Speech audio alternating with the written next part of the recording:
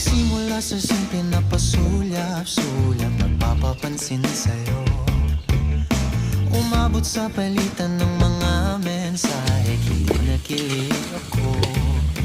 Kumusta, kain na, hello, magandang umaga. Ingat ka, pahinga, huwag kang masyadong magpupuyat pa.